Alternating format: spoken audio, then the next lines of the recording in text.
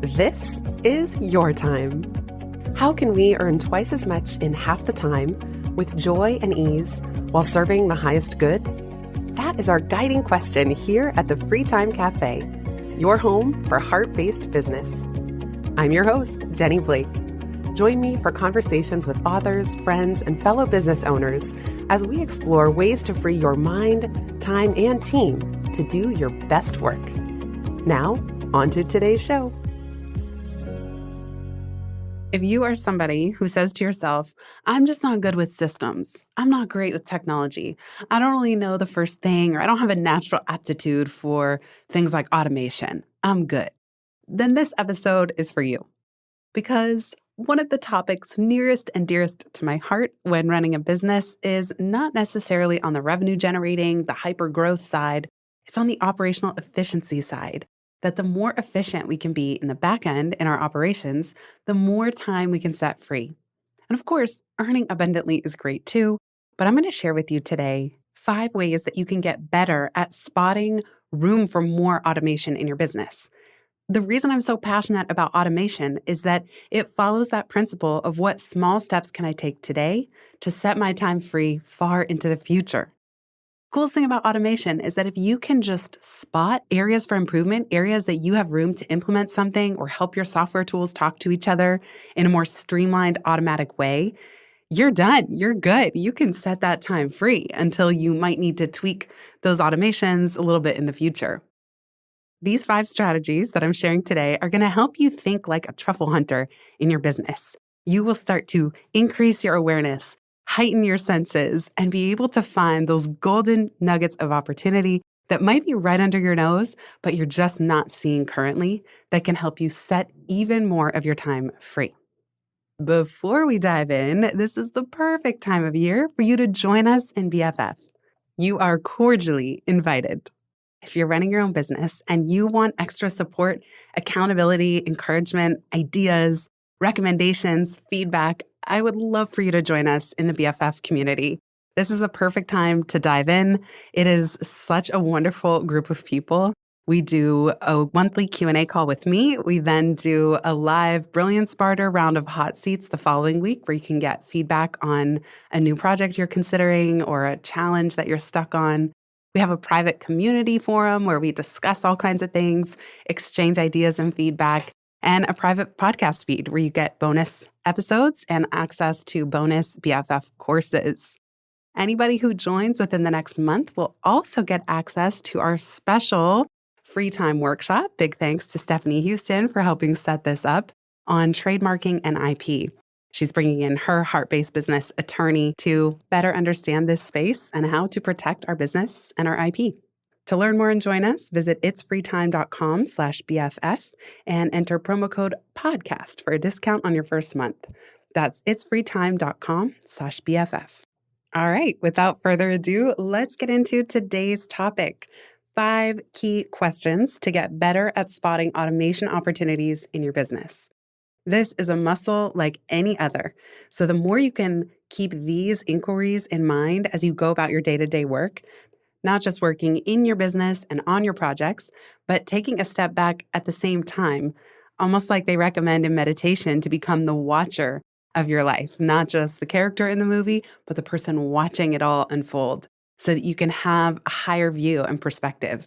And that watcher energy is what can be so helpful, especially if you feel like you're not naturally inclined to, quote, systems thinking or tools and technology.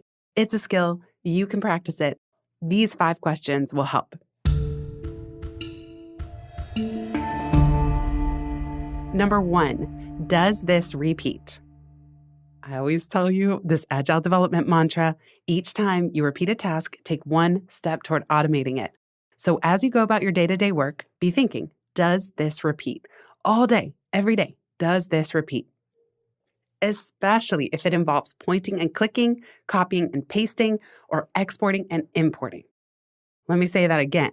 When you're going about your day-to-day work, especially if you find yourself pointing and clicking, copying and pasting, or exporting and importing more than once for the same type of area or information in your business, this is super ripe for automation.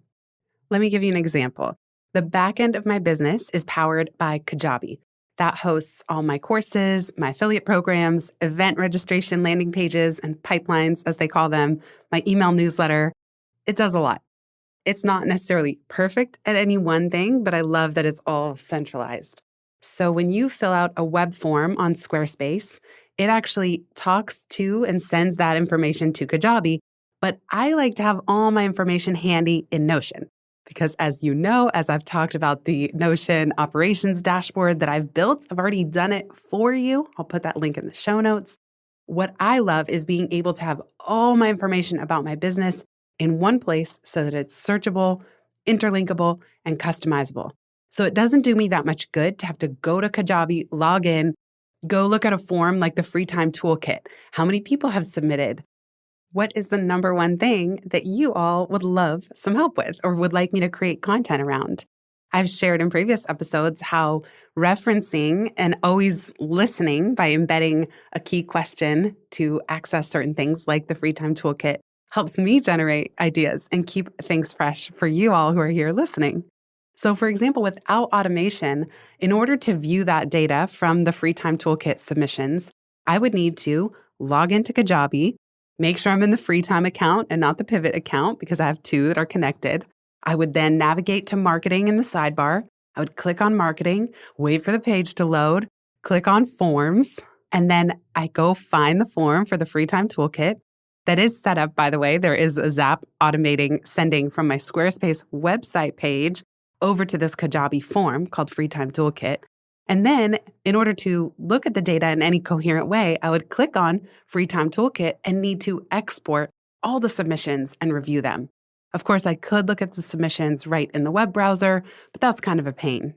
I'm doing this live right now as I'm recording, and it looks like we have 1,400 submissions so far. So that's really exciting. Just as a side note, because it means that those of you who are reading the book are also accessing the toolkit. The toolkit's completely free, by the way. It's freetime.com/toolkit. I'll put it in the show notes. But you can see how, in order for me to say, what topics could I cover? What are some ideas? I have to do all those steps. That's a lot of pointing and clicking, copying and pasting, importing, exporting. I would rather say, oh, I have a recording day today in the podcast studio. I click on my little Made by Monday. That's my card that tells me everything I want to create that week. I'll put the link to the Made by Monday episode in the show notes as well. And I want to just be able to basically @reply my free time toolkit database in Notion. In order to do that, I need to set up an automation that says anytime there's a submission to the free time toolkit form, please send that information, pass it over to a Notion database. Now, I don't have to leave Notion to know that, Michael submitted that he runs a consulting business and feels a little bit trapped trading time for money, working this year to get out of that cycle. Cool. That might generate a topic. Shout out, Michael. Thank you for filling out that form. Kate's looking for more time to develop her business. Christy wants her business to run without her. Lisa wants more confidence in negotiating. Julia has email overload. I hear you. Hilda is wanting to create more systems. I mean, yes, it's rich with information. And I really want to say thank you to all of you who have filled out to get the toolkit. So you could just see how automating this allows me to eliminate all of those steps that I described as soon as I need to log into Kajabi. It boils them all down into a database in Notion that I can reference as needed. Number 2 is something falling through the cracks. Where are things falling through the cracks in your business? Where you're forgetting things, a team member might have missed something, you've had a miscommunication somewhere. That is an area that is ripe for automation because it's likely that you can set up some redundancy in terms of communication and notification. For example, if a customer makes a big purchase, in my case, the free time operations dashboard is one of the biggest kind of off-the-shelf products that I sell that isn't to large corporations. And so I want to know. I want to know as soon as that comes in because there's also still a little bit of a manual process on my end to duplicate that dashboard into, let's say, your Notion account. And so I'd rather do it right away. I don't want you to make a big purchase and then hear crickets. So an automation that I implemented is that when somebody joins our private BFF community or when they purchase the dashboard, it also sends a Slack notification to the corresponding channel. So in the case of dashboard, the courses channel gets a ping. And by the way, when that notification comes through Slack, it links to the Notion page where I have what's called the dashboard people tracker so that I can immediately, from that Slack message, if I didn't already see it come through somewhere else, like our Help Scout email, I can then jump to the page and take all the next steps to onboard that person. If somebody joins the BFF community, same thing. Although we do get emails into Help Scout, that's the software we use to manage our team accounts and write notes and assign things to anyone on the JBE team. I'm not always looking at email, or I don't always get those notifications. It would drive me friggin' crazy to have any sort of notifications for email just all day. I mean, I do have Help Scout on. I don't have my personal Gmail. Doesn't send me any notifications. That would drive me nuts. And I use Slack very sparingly.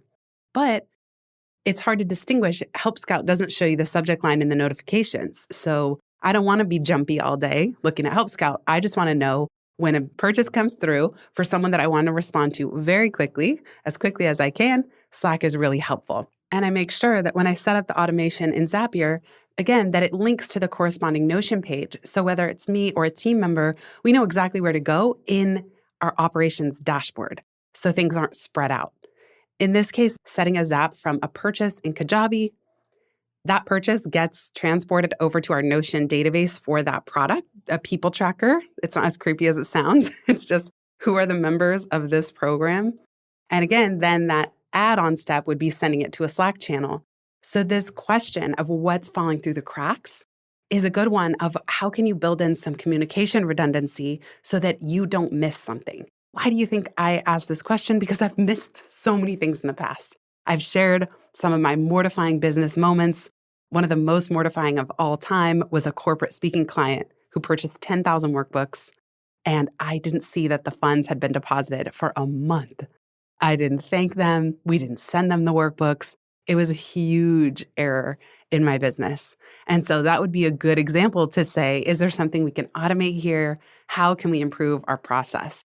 Tools like Zapier would also enable you to trigger an email to yourself or to the customer. I did this with anybody who was purchasing the buy one, get one, give one for the free time book, that we actually sent an email that clarified, confirmed, and then told them next steps and CC'd my main free time account. I don't love automating emails to customers just because you just never know. Maybe you had already been corresponding with them on a separate thread. I do have purchase confirmations that are sort of automatic and templated, but if I'm going to automate an email getting sent, I usually like it to be just sent to myself. And in that case, you might as well do a Slack message instead, just to keep things out of your inbox. We'll be right back just after this.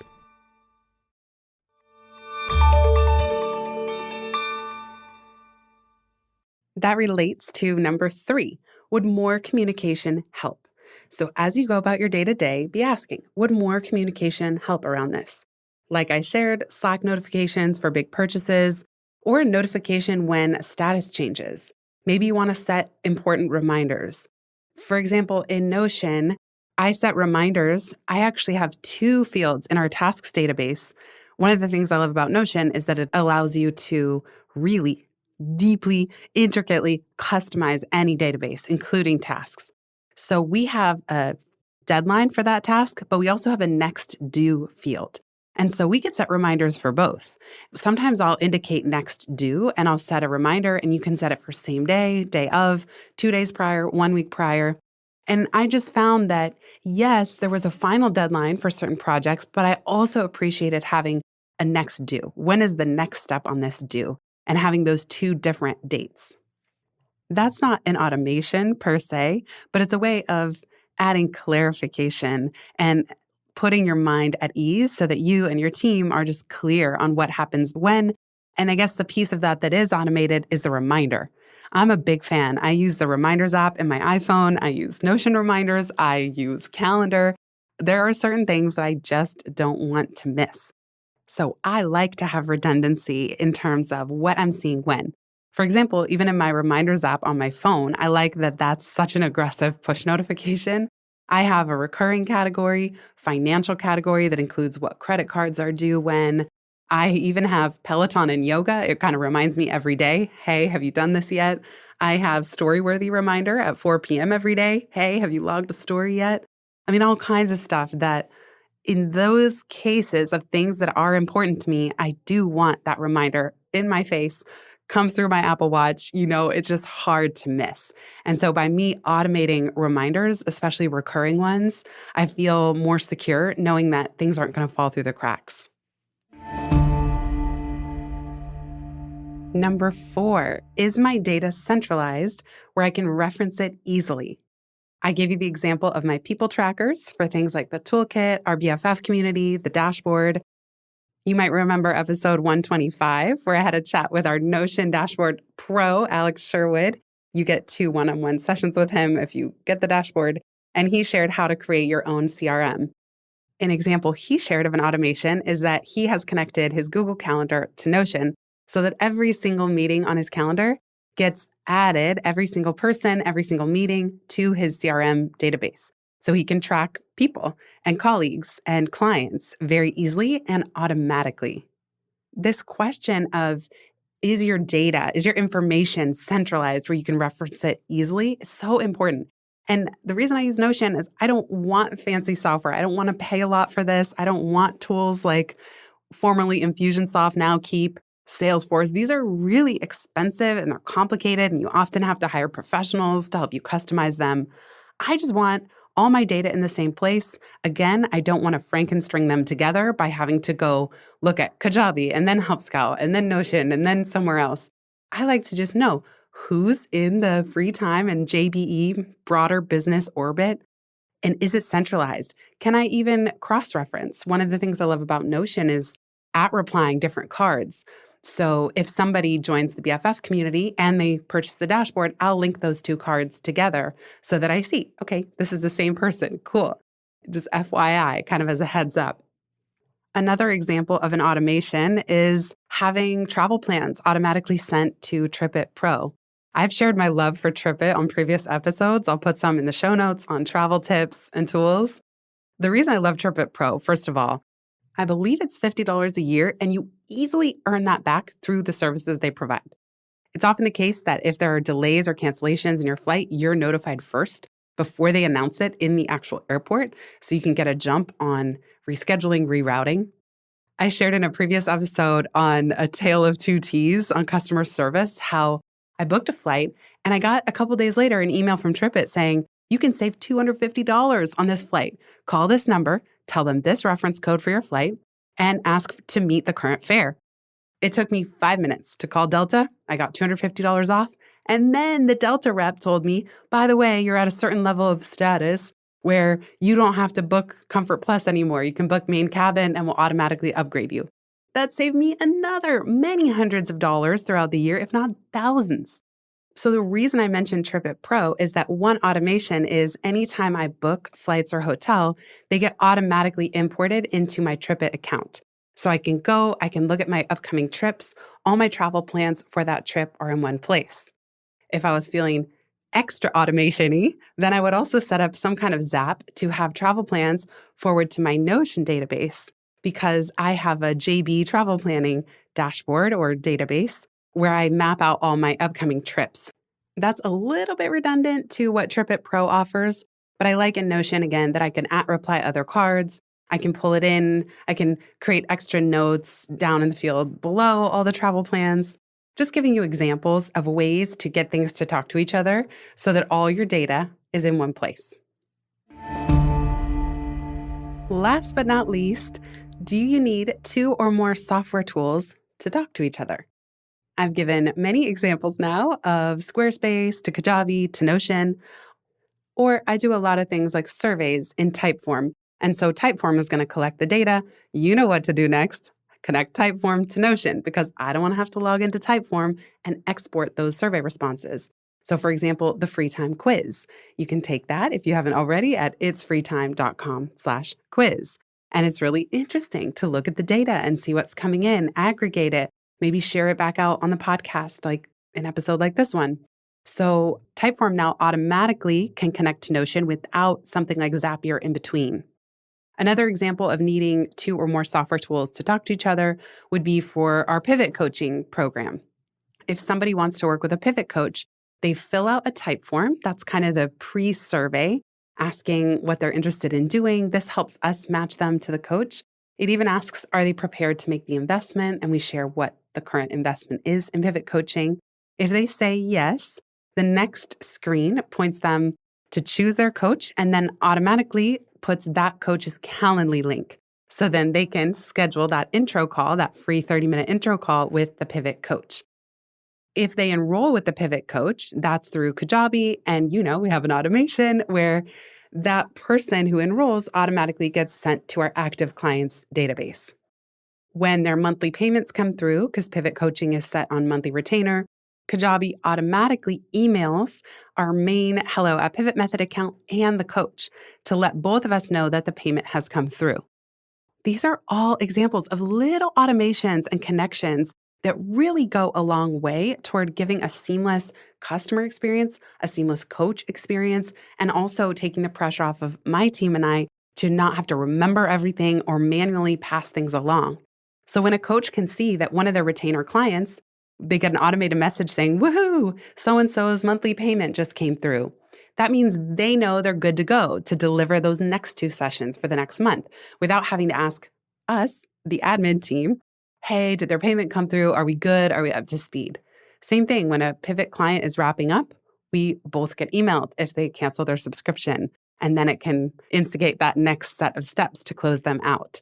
For example, I could automate an email saying, thank you so much for being a coaching client. We love your feedback. Could you please fill out this survey when you get a chance?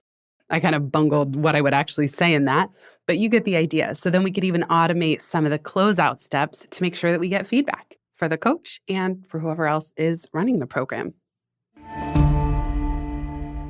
I can't resist but share one more bonus tip. Think about, what can I put on subscription? I have all kinds of things on subscription. I really am a fan. Yes, you have to remember to turn it off if you're going to travel. I share in free time my love of Trade Coffee, where I have coffee on subscription and they send me a bag every month automatically. I've piloted all kinds of meal services. My favorite are the pre-made meals, not the meal making kits. So right now I'm piloting Factor, for example. And that's automatic. It just comes every week. Now, I have to remember, I have a reminder set recurring to go in and edit my meals for that next week and make sure it's stuff that I like. I have a Lola subscription. I have a few key household products in Amazon on a recurring subscription, like dog food, toilet paper, paper towels, the really go-to stuff where I can have a good estimate of the cadence that we're using those. I even just saw a medicine company on Shark Tank called A Cabinet, where they are doing some kind of cool thing with lower cost medicines, plastic-free packaging. You just refill the packaging that they give you. They're very beautiful. They stack nicely. So I'm always looking out for, what can I put on subscription so that I don't have to remember this again? That can be on the work front or the personal front.